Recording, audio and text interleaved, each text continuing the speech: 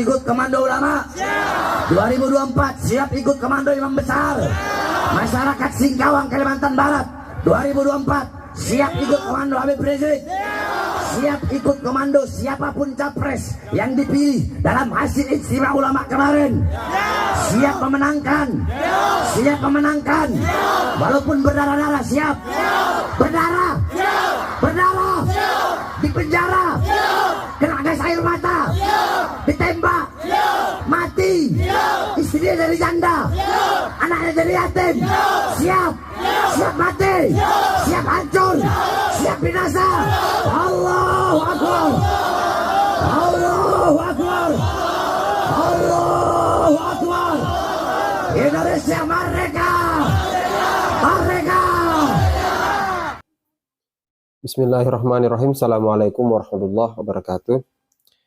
Alhamdulillah sahabat-sahabat Arajuan dimanapun kalian berada, kita kembali berjumpa. Semoga sahabat-sahabatku dalam keadaan sehat. Nah, dalam video kali ini ada sesuatu yang mungkin akan saya diskusikan dengan sahabat-sahabat sekalian. Kalau sahabat-sahabat telah melihat video saya sebelumnya yang memperlihatkan bagaimana seorang Bahar Smith tampil dalam sebuah pengajian dan kemudian membawa sebuah pedang, kemudian dipertontonkan dalam ceramah tersebut. Nah, sebenarnya video itu panjang, durasinya panjang. Nah, di akhir atau di ujung ceramah yang dihadiri oleh Bahar Smith itu di daerah Singkawang, Kalimantan Barat, di ujung itu ada kalimat yang kemudian saya anggap sebagai sesuatu yang tidak seharusnya disampaikan oleh seorang penceramah dalam forum-forum keagamaan seperti itu. Di mana sahabat-sahabat sudah melihat sendiri di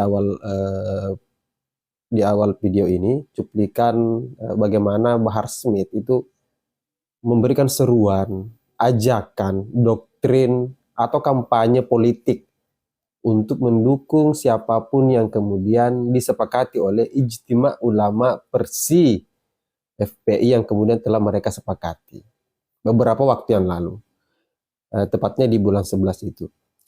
Kita tahu sendiri kalau sahabat-sahabat mungkin update soal perkembangan Ijtima Ulama yang mereka laksanakan itu. Dan hasil dari kesepakatan itu menghasilkan sebuah keputusan di mana capres dan cawapres yang mereka akan dukung dari ketiga pasangan calon ini adalah Anies dengan Muhaimin. Pasangan kedua orang ini yang menjadi rekomendasi hasil Ijtima Ulama. Nah, saya harus mengatakan bahwa politik identitas masih melekat di tubuh FPI atau ex-FPI sampai hari ini. Momentum-momentum Pilpres itu mesti selalu mereka gunakan sebagai ajang untuk mengkampanyekan pasangan calon yang mereka usung, yang mereka dukung. Tidak jadi soal jika kampanye itu, jika ajakan itu bukan dalam forum-forum keagamaan. Seperti misalnya ceramah di masjid, atau di pengajian-pengajian tertentu yang misalnya mereka menjadi narasumber atau pendakwa yang hadir. Ketika mereka mengkampanyekan pasangan calon itu di forum-forum pengajian, saya pikir ini yang tidak tepat. Kenapa? Karena yang hadir dalam forum itu, yang hadir dalam jamaah yang hadir di sana, tidak semua adalah orang-orang yang kemudian fanatik dengan Bahar Smith. Sebagian dari mereka adalah orang-orang yang kemudian ingin menghadiri kegiatan itu, pengajian itu, karena memang murni adalah persoalan kebutuhan agama atau kebutuhan ceramahnya yang kemudian dibutuhkan. Bukan ajakan untuk memenangkan pasangan calon yang kemudian disepakati oleh Ijtima Ulama. Ini yang kemudian selalu disoroti oleh teman-teman konten kreator, teman-teman yang kemudian bergerak untuk mengkanter gerakan-gerakan seperti ini. Kenapa? Karena politik identitas tidak tepat untuk dijadikan sebagai senjata politik. Kenapa saya harus katakan begitu? Bahwa dari semua pasangan calon, itu tidak ada yang non. Ini mohon maaf. Semua adalah Islam. Anies adalah orang Islam. Muhaimin adalah orang Islam. Prabowo Subianto, Gibran adalah orang Islam.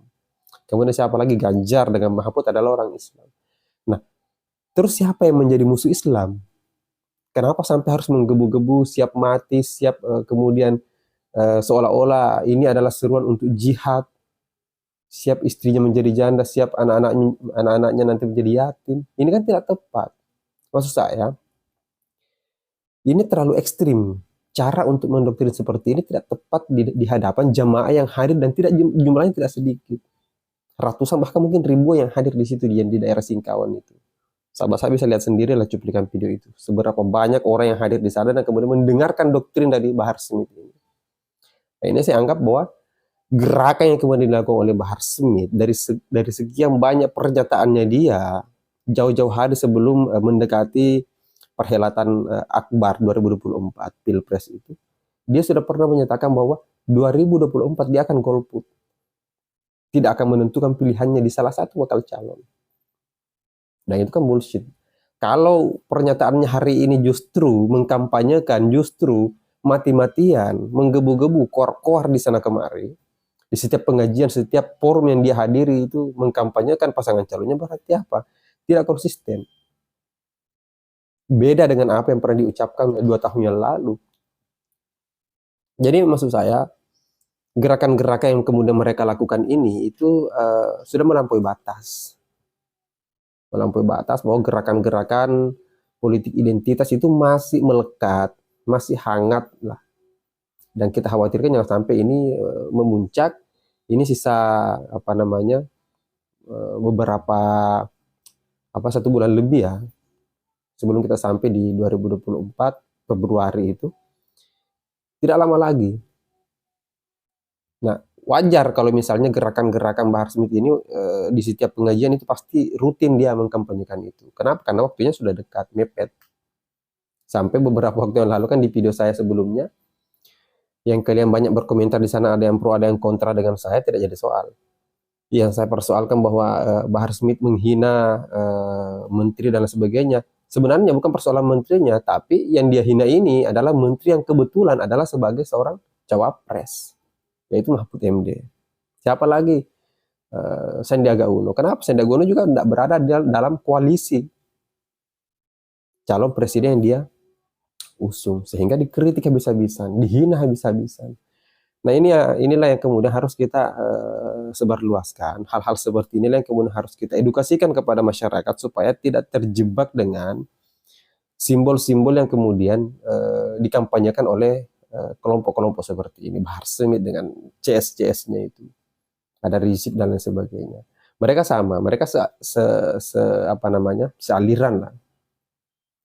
Nah, sehingga kenapa sampai hari ini beberapa teman-teman yang kemudian masih memperjuangkan soal meragukan nasab Ba'alawi dan lain sebagainya karena persoalan gerakan-gerakan seperti ini. Ini gerakan-gerakan politik yang saya pikir kasar lah. Seharusnya orang-orang yang kemudian memiliki jamaah, orang-orang yang kemudian memiliki fans, memiliki jumlah muhibbin lah istilahnya, itu harus bijak mengkampanyekan soal urusan politik. Supaya apa? Supaya tidak terjadi polarisasi, supaya tidak terjadi perpecahan di tubuh umat, di masyarakat. Karena itu yang kita hindari. Persoalan politik adalah persoalan perhelatan 5 tahun sekali, Pilpres itu. Sehingga tidak tepat perhelatan 5 tahun sekali itu dijadikan ajang untuk mati-matian, untuk bermusuhan, untuk berpecah belah. Saya tidak berusaha untuk mengarahkan dukungan atau mungkin mengkampanyekan salah satu bakal calon bahwa ketiga calon presiden yang kemudian muncul di permukaan ini adalah orang-orang yang kemudian telah terseleksi. Mereka adalah orang-orang yang tepat, putra-putra bangsa yang kemudian muncul di permukaan dan berusaha untuk memperlihatkan bahwa mereka layak. Itulah harus kita kampanyekan, bukan malah memilih salah satunya kemudian menjatuhkan yang lain. Nah, hal-hal yang kemudian dilakukan oleh Bahar Smith saya pikir harus kita counter, harus kita kritisi habis-habisan bahwa gelar dia sebagai seorang habaib, sebagai seorang zuriatnya Nabi katanya. Janganlah kemudian persoalan itu dijadikan sebuah label untuk seenaknya bicara di depan masyarakat, di depan umat, di depan jamaah soal siapa yang kalian dukung. Mungkin seperti itu ya sahabat-sahabat sekalian. Silakan berkomentar bagaimana pandangan kalian soal ceramah Bahar Smith yang kemudian berada di depan jamaah, di hadapan jamaah, dan kemudian hasil ceramahnya adalah mengkampanyekan calon presiden yang kemudian diusung oleh Ijtima Ulama Persi mereka. Mungkin itu saja. Terima kasih. Akhir kata, wallahul muwaffiq ila aqwamit thoriq. Assalamualaikum warahmatullahi wabarakatuh. Salam Pancasila.